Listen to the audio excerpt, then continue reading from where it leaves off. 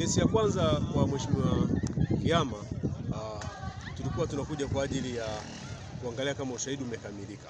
Na ushahidi kwa siku ya leo tumekuta ushahidi haujakamilika, lakini pamoja na kwamba ushahidi haujakamilika, tumekutana na maombi ya upande wa Jamhuri kupitia kifungu cha 92 kifungu kidogo cha kwanza kinachoruhusu upande wa Jamhuri kuondoa mashtaka pale ambapo wanaona kwamba kesi sio ya msingi sana kuendelea nayo. Kwa kesi ya kwanza kwa upande wa Jamhuri, ambayo ilikuwa ni kesi iliyoko kwa Mheshimiwa Kiama, wameondolewa mashtaka watuhumiwa 57 ambao walikuwa na mashtaka ambayo ya ugaidi na mashtaka ya uhaini.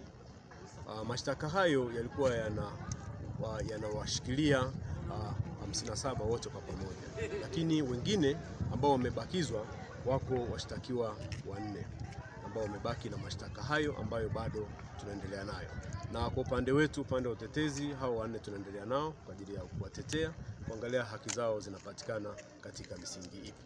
Lakini pia kwa upande wa kesi iliyopo kwa Mheshimiwa Mwalimu, wameondolewa, walikuwa washtakiwa 22, wameondolewa mashtaka watu 19, watu 3 wamebakizwa wakiwa wanaendelea na mashtaka ambayo yanawakabili. Kwa hiyo katika hilo lote tunasema kwamba ni juhudi ambazo tunaona kwamba upande wa utetezi na upande wa Tanganyika Law Society na upande wa mawakili wa utetezi wote wamefanya juhudi katika kutambua na kuweza kusimama vyema katika kuwakilisha watuhumiwa wote kwa pamoja. Kila mtuhumiwa ana haki yake ya msingi katika kutetewa na kuweza kuwakilishwa anapokuwa na mashtaka hayo.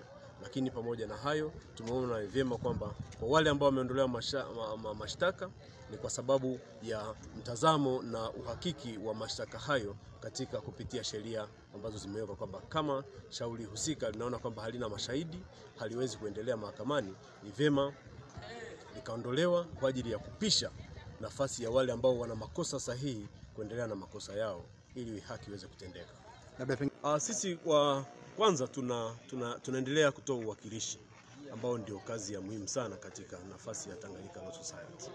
Kazi hii imeonyeshwa wazi kwamba kweli mwitikio ni mkubwa sana kwa upande wa watetezi, na tunawashukuru wote ambao ni mawakili wamejitolea katika kusimamia, kuweza kutetea na kusimama vyema kutafuta haki ya kila Tanzania ambaye ameguswa na jambo hili.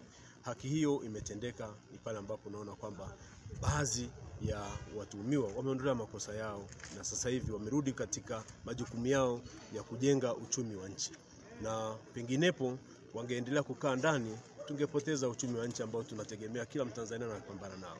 Lakini pia wana wazazi, wana watoto, wana wategemezi wengine ambao kwa sasa kwa kuondolewa mashtaka haya imepelekea wao kuendelea kushiriki katika shughuli za uzalishaji na katika shughuli za utendaji kazi, kutumikia na kusimamia vyema katika ngazi ya kuwajibika katika jamii.